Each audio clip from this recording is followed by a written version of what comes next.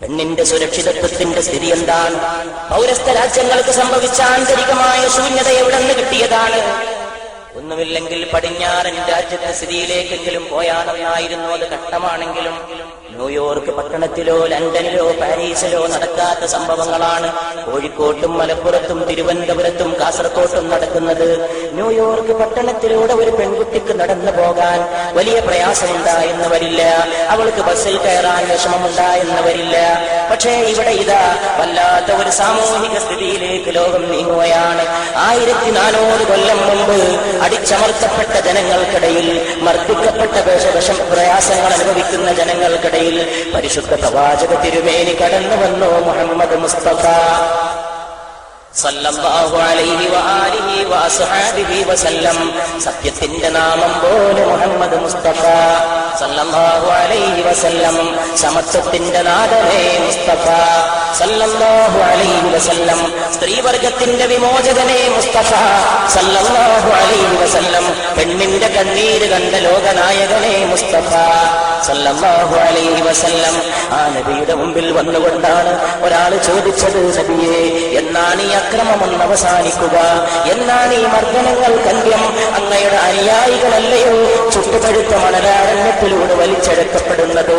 അങ്ങയുടെ അനുയായികളല്ലയോ സത്യം പറഞ്ഞതിന്റെ പേരിൽ, സമത്വം വേണമെന്ന് പറഞ്ഞതിന്റെ പേരിൽ വെള്ള നിറമുള്ളവനും കറുത്ത നിറമുള്ളവനും ഒരേ പാത്രത്തിൽ നിന്ന് ഭക്ഷണം കഴിക്കണമെന്ന് പറഞ്ഞതിന്റെ പേരിൽ, അതിന്റെ പേരിൽ ക്രൂരമായി മർദ്ദിക്കപ്പെടുന്നത് അങ്ങയുടെ അനുയായികളല്ലയോ? എന്നാണ് ഇതിനൊരു അന്ത്യമെന്ന് ചോദിച്ചപ്പോൾ പരിശുദ്ധ റസൂൽ മുസ്തഫ സല്ലല്ലാഹു അലൈഹി വസല്ലമ മറുപടി നൽകി. എന്തായിരുന്നു മറുപടി? മദീനയിലേക്കുള്ള പാതയുടെ ഈ മഹാസംഗമ നഗരിയിൽ തടിച്ചുകൂടിയ പ്രിയപ്പെട്ട സഹോദരന്മാരോടും സഹോദരിമാരോടും മാത്രമല്ല, ഇന്നത്തെ ലോകത്തെ ഏത് സഹോദരനോടും അഭിമാനത്തോടെ പറയാൻ തോന്നുന്നു, ഈ മർദ്ദനങ്ങളെന്ന് അവസാനിക്കുമെന്ന് ചോദിച്ചപ്പോൾ മർദ്ദനം ഇന്ന ദിവസം അവസാനിക്കുമെന്ന് ഉത്തരം നൽകുന്നതിന് പകരം, നമുക്ക് സുരക്ഷിതത്വം നാളെ കിട്ടുമെന്ന് പറയുന്നതിന് പകരം, നിങ്ങളൊക്കെ നാളെ മോചിതരാകുമെന്ന് പറയുന്നതിന് പകരം, ലോകഗുരു മുഹമ്മദ് മുസ്തഫ സല്ലല്ലാഹു അലൈഹി വസല്ലം നൽകിയ മറുപടി വിചിത്രമായിരുന്നു. അതൊരു പക്ഷേ ഇന്നത്തെ ലോകത്തിന് അതിനേക്കാൾ വിചിത്രമായിരിക്കാം. അവിടുന്ന് മൊഴിഞ്ഞു, എല്ലാം അവസാനിക്കും. എല്ലാം അവസാനിച്ച ശേഷം ഈ അറേബ്യ മരുഭൂമിയിലൂടെ ഒരാൾ തുണയില്ലാതെ ഒറ്റക്കൊരു പെൺകുട്ടിക്ക് സ്വൈരസഞ്ചാരം നടത്താൻ കഴിയുന്ന ഒരു സുപ്രഭാതം ഇവിടെ ആഗതമാകുമെന്ന് മുഹമ്മദ് മുസ്തഫ. അപ്പോൾ സല്ലല്ലാഹു അലൈഹി വസല്ലം സംസാരത്തെ അളന്നു നോക്കാനുള്ള മാനദണ്ഡം പെണ്ണിന്റെ വ്യക്തിത്വമാണെന്നർത്ഥം. ഒരു നാഗരികതയാകുന്നതോടെ സ്ത്രീ ബഹുമാനിക്കപ്പെടുമ്പോഴാണ്.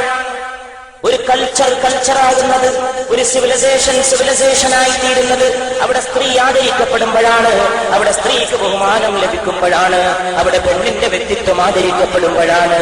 ബസ്സിൽ കയറി യാത്ര ചെയ്ത പെണ്ണിന്റെ സാരിയിലെ ദ്രാവകം രാസപരിശോധന കഴിക്കുന്ന നാണം കെട്ട കാട്ടുനീതിയുടെ ഘടികാരത്തിന്റെ സൂചി തിരികെ പിടിക്കുന്ന പ്രാകൃത ലോകത്തിന്റെ മുമ്പിൽ പെണ്ണിന്റെ വ്യക്തിത്വം ഉയർത്താൻ, പെങ്ങന്മാരുടെ കണ്ണീരപ്പാൻ ഒരു പുതിയ ശക്തി ഉയർത്തെഴുന്നേൽക്കേണ്ടി വന്നിരിക്കുന്നു. അതുകൊണ്ട് പെങ്ങളെ നീ ഒരു അഗ്നിഗോളമാവുക, പെങ്ങളെ നീ ഒരു ശക്തി വിശേഷമായി മാറുക. ഇവിടെ പാവങ്ങളായ പെൺകുട്ടികൾക്കെതിരെ നടക്കുന്ന അക്രമങ്ങളെ കർശനമായി ശിക്ഷിക്കാൻ ഗവൺമെന്റ് മുന്നോട്ട് വരട്ടെ, ക്രമസമാധാന പാലകന്മാർ മുന്നോട്ട് വരട്ടെ, അതിനോട് സഹകരിക്കാൻ സമൂഹം തയ്യാറാകട്ടെ. നിയമങ്ങൾ പോരാത്തതാണെങ്കിൽ പാർലമെന്റ് മുന്നോട്ട് വരട്ടെ, നിയമനിർമ്മാണ സഭകൾ മുന്നോട്ട് വരട്ടെ.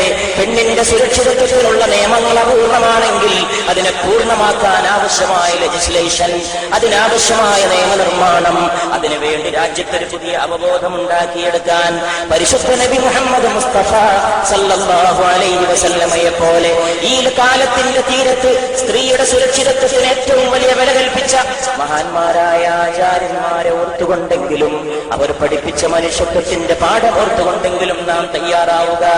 ലണ്ടൻ നഗരത്തിലെ ഏറ്റവും വലിയ നിയമനിർമ്മാണ സഭകളെ ഓർമ്മിപ്പിക്കുന്ന നിയമത്തിന്റെ ഒരു മന്ദിരമുണ്ട്, ലിങ്കൺസ് ഇൻ. ഇപ്പോഴും ബാരിസ്റ്റർ പരീക്ഷ, പഴയ ബാരിസ്റ്റർ പരീക്ഷയും ഇപ്പോഴത്തെ നിയമപരീക്ഷകളും പാസ്സാകാൻ ആളുകൾ പോകുന്ന നിയമവിദ്യാഭ്യാസ സ്ഥാപനങ്ങളുടെ തലക്കെട്ട് പോലെ, അതിന്റെ ആസ്ഥാനം പോലെ ലണ്ടനിലെ ലിങ്കൺസ് ഇൻ ബഹുമാനിക്കപ്പെടുന്നു. ആ ലിങ്കൺസ് ഇന്നിന്റെ ചുമരുകളിൽ ലോകത്ത് നിയമത്തിനു വേണ്ടി സംഭാവനകൾ അർപ്പിച്ച മഹത്തുക്കളുടെ പേരുകൾ കൊത്തിവെച്ചിട്ടുണ്ട്. മതനേതാക്കന്മാർ, രാഷ്ട്രീയ നേതാക്കന്മാർ, ശാസ്ത്രജ്ഞന്മാർ, പല ദാർശനികന്മാർ അവരുടെ പേരുകൾ കൊത്തിവെച്ചിട്ടുണ്ട്, ചിത്രങ്ങൾ കൊത്തിവെച്ചിട്ടുണ്ട്. അവിടെ ചിത്രമില്ലാത്ത ഒരു ലോകനായകന്റെ പേര് കൊത്തിവെച്ചിട്ടുണ്ട്, മുഹമ്മദ് മുസ്തഫ സല്ലല്ലാഹു അലൈഹി വസല്ലം. അതിന്റെ താഴെ എഴുതി വെച്ച വാക്കുകളിൽ ലോക ചരിത്രകാരൻ മുദ്രണം ചെയ്തിട്ടുണ്ട്. ലിങ്കൻസ് ഇന്നിന്റെ ചുമരുകളിൽ ഈ പ്രവാചകന്റെ നിയമങ്ങളിൽ പെണ്ണ് ഏറെ ആദരിക്കപ്പെടുകയാണ്. സ്ത്രീയുടെ അവകാശങ്ങളുടെ സുരക്ഷിതത്വമാണ് പ്രവാചകൻ ലോകത്തിന് നൽകിയ സന്ദേശങ്ങളിൽ പ്രധാനപ്പെട്ട ഒരു സന്ദേശമായിട്ട് കാണാൻ സാധിക്കുന്നത്. കുഴിച്ചു മൂടപ്പെടുന്ന പെൺകുട്ടിക്ക് മോചനം നൽകിയത് ഈ പ്രവാചകനാണ് സല്ലല്ലാഹു അലൈഹി വസല്ലം. കുഴിച്ചു മൂടപ്പെടുന്ന പെൺകുട്ടിക്ക് മോചനം നൽകിയത് ഈ പ്രവാചകനാണ്. കുഴിച്ചു മൂടപ്പെടുന്ന പെൺകുട്ടിക്ക് മോചനം നൽകിയത് ഈ പ്രവാചകൻ. പെണ്ണിന് സ്വത്തവകാശം ഉറപ്പുവരുത്തിയത് ഈ പ്രവാചകൻ.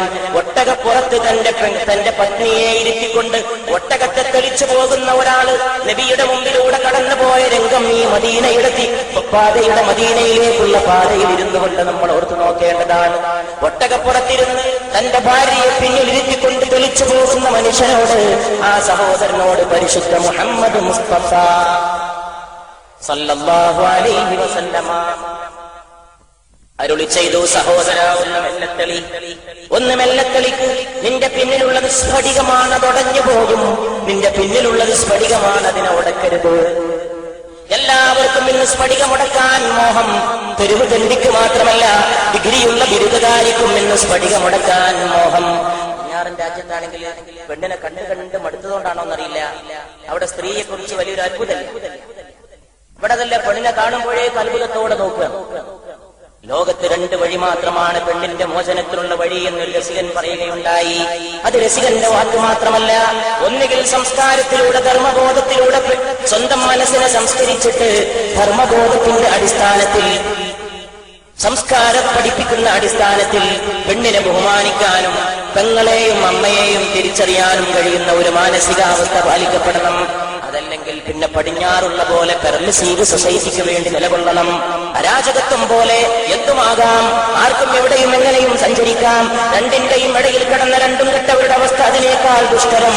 പടിഞ്ഞാറൻ ലോകത്തിന്റെ അവസ്ഥയാകട്ടെ ഏറെ ആപൽക്കരമെന്ന ലോകം നമ്മെ പഠിപ്പിക്കുകയുണ്ടായി.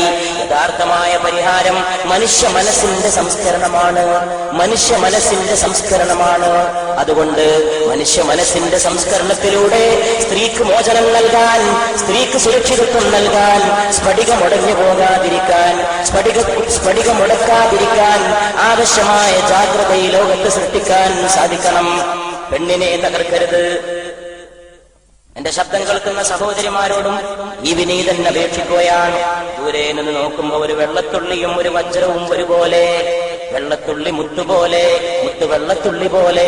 വെള്ളത്തുള്ളിയിലൂടെ സൂര്യന്റെ രശ്മികൾ കടന്നു പോകുമ്പോ ഒരു പക്ഷേ ചിലപ്പോ തോന്നിപ്പോകും അതും ഒരു മുത്ത്. ഏതെങ്കിലും പക്ഷി അതിന്റെ കൊക്ക് കൊണ്ട് കൊത്താൻ വന്നാൽ വെള്ളത്തുള്ളി എത്രയും പെട്ടെന്ന് അകത്താക്കാൻ സാധിക്കും. പക്ഷെ മുത്തുമണി എന്ന വജ്രത്തെ കൊത്താൻ സാധിക്കില്ല. അഥവാ വല്ല പക്ഷിയുടെ കൊക്ക് കൊണ്ടും വജ്രം കൊത്തിയാൽ പക്ഷി അകത്ത് ചെല്ലുന്നതോടെ ചത്തുപോകുമെന്നാണ് പറയപ്പെടുന്നത്. അതുകൊണ്ട് ജലഗണമാകാതിരിക്കുക പെൺമക്കളെ, പെങ്ങന്മാരെ, നിങ്ങൾ വജ്രസമാനമായ ശക്തി വിശേഷത്തിലൂടെ കാരിരുമ്പിന്റെ നെഞ്ചൂക്കോടെ വ്യക്തിത്വത്തിന്റെ പാഠങ്ങളിലേക്ക് കടന്നു വരാൻ ഒരുങ്ങുക.